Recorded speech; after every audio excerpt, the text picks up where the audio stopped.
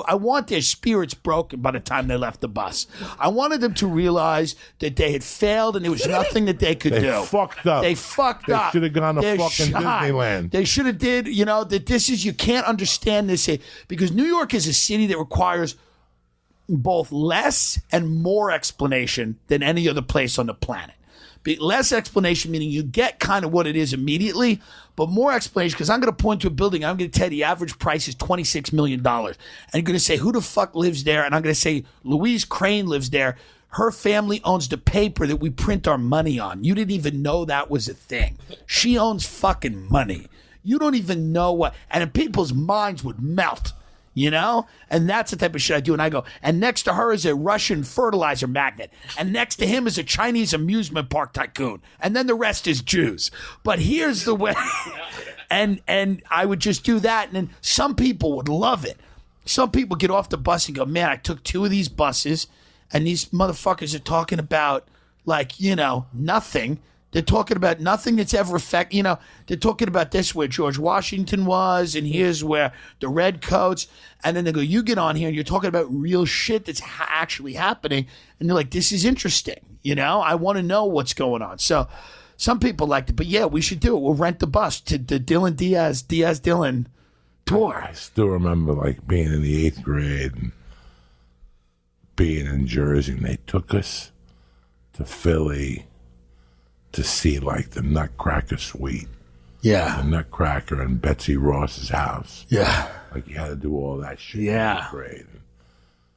I'll never forget that we went somewhere and the guy said something. I think it was Betsy Ross's house. He's like, do you know what happened here? And one of my buddies like, who gives a shit? And because those tour people, they're so into it. They're so into it. It's so sad, and you can just throw them off. There's nothing worse, because when I was doing that job, I was doing it as a means to an end, And then there were people there where that was their full-time gig. Oh my God! And that's fucking rough, man. I want to take you guys to Boston, because this college I went to is right down by the Common, and they have these walking tours, but they make the tour guides dress up like they're George Washington. See, that I wouldn't do. That's when it gets too much. I barely wore my uniform.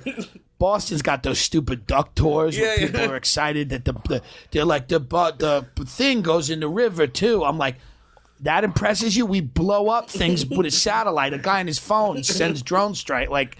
But yeah, but it's sad because every job you have as a comic, every shitty job, you're doing it on your way to hopefully something else. But the guy next to you, that's it. That's his job. I used to take a bus with this guy, great guy, big guy, lived in Staten Island, and he worked at the telemarketing thing with me. He was a good telemarketer, but that was it. And he go, oh yeah, you doing comedy? He goes, yeah, that's cool, whatever. But this was his thing. He had a girl, and they would just fucking, he would do, and it's just a guy like that. You're like, it's a rough road, man. It's a rough road. No insurance, no savings of money, just trying to scratch up deals to make a living, and it's tough. And then also, no future that you're looking towards, hey, if I go through all this, I'll get here. Because like you said, it's every day start at 0. It takes a very long time to build to where you're starting at 5. That takes a couple of years to just build up to where you started. Okay, I got a car. I got an apartment. So it's tough. A lot of those people I met, it's you wonder where they are now, When did you start getting hot in New York?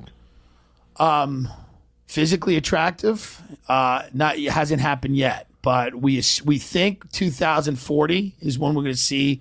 No, when did things start to work out? In 2016, I did the Montreal Comedy Festival. I had a good set, really good set. That was one of the nights where it just went well. It just, everything that could have went, it just went the way it should have went. And it was a big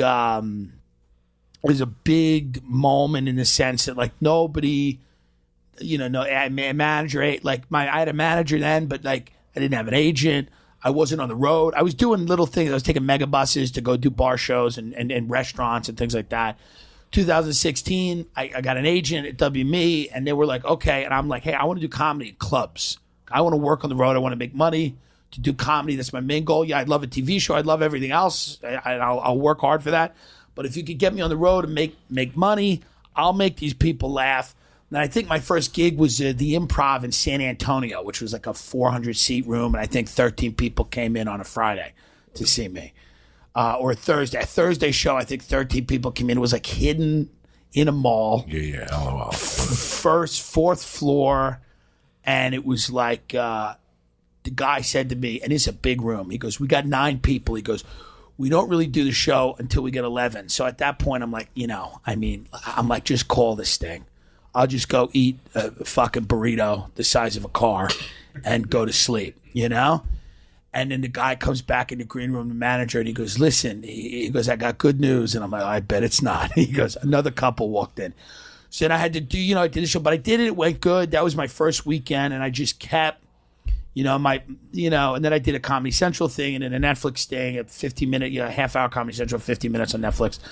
But it started with JFL. And I know everybody says that festival doesn't matter anymore, and I guess it doesn't. I mean, it's not in terms of like, I know a lot of people that never did it that are doing great, better than me. But for me personally, that had an effect. Tim, remember one thing. Yeah. The Tonight Show doesn't work anymore. Right. A Showtime special doesn't work anymore. Right. An HBO special doesn't work anymore. There's 1,000 things that are never going to work but if you figure out how to make them work. Then they work. Great point. Point. Nobody is ever prepared for. We all make mistakes with our goals. We go, I can't wait till I'm headlining. I can't wait till I get a Netflix special. What you prepare for is what you're going to do with that Netflix special. I know 80 motherfuckers that got Netflix specials. Right. And they're still on ships. Right. Yeah. Cruise ships? They could be on a Cuban missile ship that takes you from fucking Cuba to New York.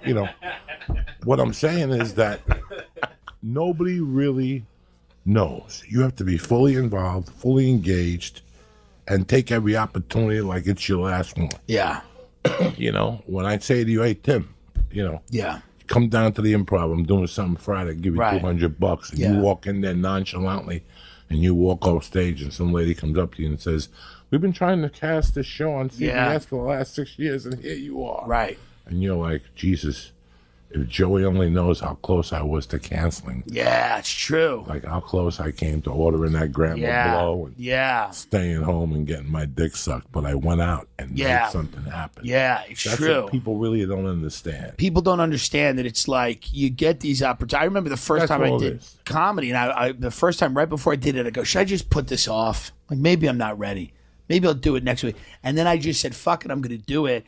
And then it's like, that was one of those moments where I'm like, if I had put it off then, maybe I never would have done it. We're going in like fucking Marines. You understand me?